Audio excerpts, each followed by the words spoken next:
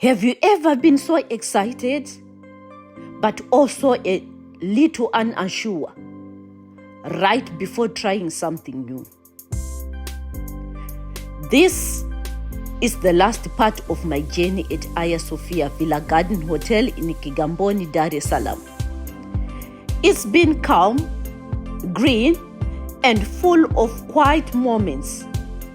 But today is different. Today I'm walking straight into the unknown. In this final part, I get closer than ever before to white lions and tigers. I will take you with me from the early morning walk to standing side by side with these powerful animals. I had never touched a lion or a tiger before. But today, that changes. The sun was already up when I finished breakfast. A warm golden morning it was. I stood quietly looking at the giraffes and ostriches nearby. But my mind was somewhere else, to tell the truth. I kept thinking, today I get to pet a lion and to walk with a tiger. It felt exciting, but strange too. I've never been this close to animals like this. I started walking towards their area, heading down a small path lined up with green trees and a quiet garden. Soon, I reached a small thatched shed and met the security guard. He greeted me and led the way through the rest of the garden. As we walked, I noticed the signs on the fence.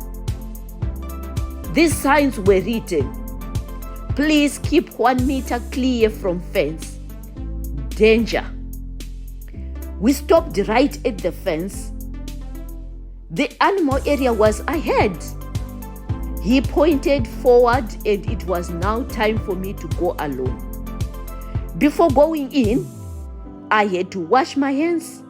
The lion tamer was already opening the gate. We greeted each other. My guide helped open the water tape as we cleaned up. The lion walked close to the fence as we stood there. The tamer introduced himself and his teammate Steven. These two guys would be inside with us in the cage. He reminded us of something important. These animals are tamed, but still wild, he said. Just like a snake kept at home, it still has its poisons. Lions and tigers never forget what they are. He told us, no running inside the cage, no falling, and if one of the animals jumps on us, we stand still no matter what. This was a lot to take in, to be honest. But I still felt calm, curious more than anything. The gate opened and then we walked in. I followed the lion closely, and the tamer showed me how to gently hold its tail. Holding the tail of a white lion, that's something I had never thought I would do. I patted its back as it walked around the green space inside the cage. Sometimes it drifted close to the fence. The tamer guided its back with a small wooden stick, gently calling out its name, Musafa. This moment was a highlight for me, to be honest. I'd never been so close to a lion in my life ever. Musafa sat down when asked.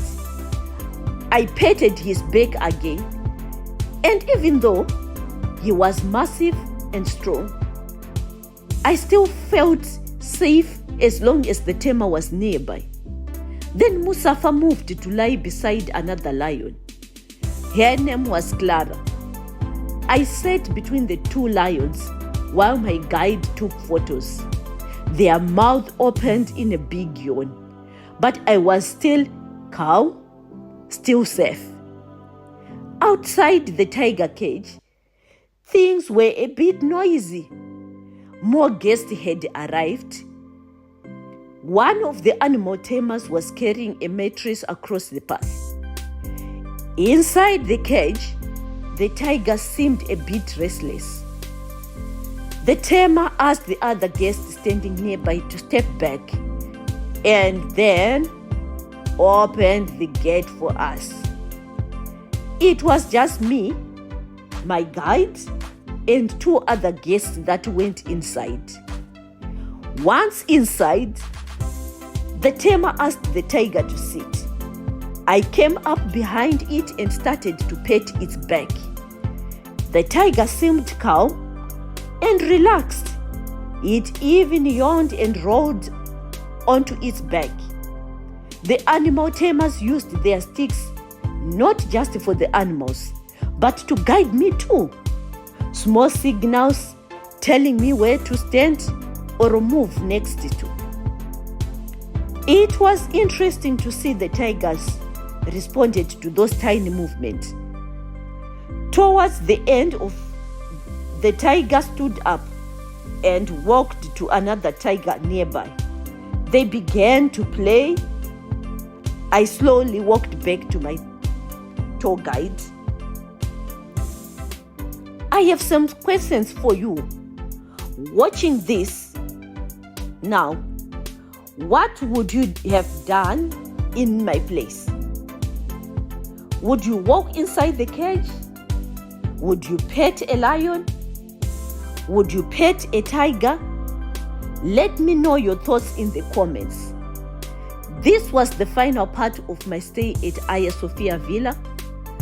From the quiet morning to moments I'll never forget, like standing to a white lion named Musafa.